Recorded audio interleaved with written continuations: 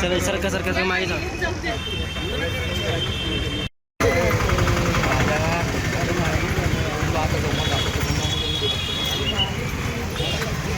अपक्ष लढतात हे सुद्धा पाहायला जात होते, पण पोलिसांच्या हालचाली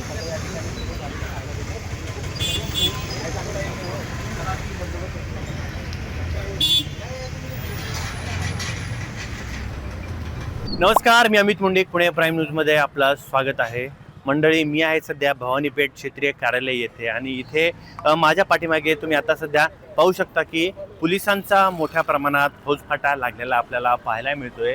आणि एकंदरीतच भवानीपेठ क्षेत्रीय कार्यालय येथे आता सध्या DCP ऋषिकेश रावळे सुद्धा देखील दाखल झालेले आहेत. आणि हे एकंदरीत पोलीस फौजफाटा हा लागलेला कशासाठी लागलेला आहे याचं कारण म्हणजे की कुख्यात गुंड बंडू आंदेकर याला कोर्टाने सुद्धा आदेश दिलेले आहेत की तुम्ही निवडणूक लढवू शकता. आणि त्यासाठी बंडू आंदेकर आणि लक्ष्मी आंदेकर आणि सोनाली आंदेकर हे तिघजण आज क्षेत्रीय कार्यालय येथे येणार असून आणि एकंदरीतच आज ते फॉर्म भरणार आहेत. आणि त्याच निमित्ताने सध्या भवानीपेठ क्षेत्रीय कार्यालय येथे आपण पाहू शकतो की सध्या मोठ्या प्रमाणामध्ये फौजफाटा लागलेला आहे पोलिसांचा.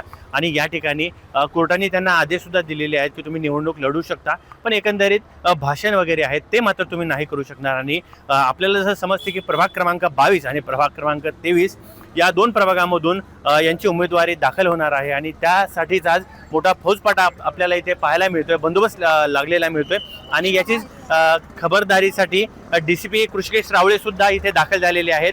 मात्र हे कोणत्या पक्षातून त्यांनी उमेदवारी त्यांची जाहीर होणार आहे यावर मात्र अजूनही प्रश्नार्थक चिन्ह आपल्याला पाहायला मिळतोय. आणि एकंदरीतच जे कुख्यात गुंड जो बंडू आंदेकर आहे मात्र आता बऱ्याच दिवसानंतर तो आज कॅमेऱ्याच्या समोर देखील येणार आहे. आणि त्यानंतर या जी निवडणूक आहे त्यांच्या विरोधात कोण उभा असणार आहे हे देखील तितकेच पाहणं महत्त्वाचं ठरणार आहे. कॅमेरा पर्सनसोबत अमित मुंडे, पुणे.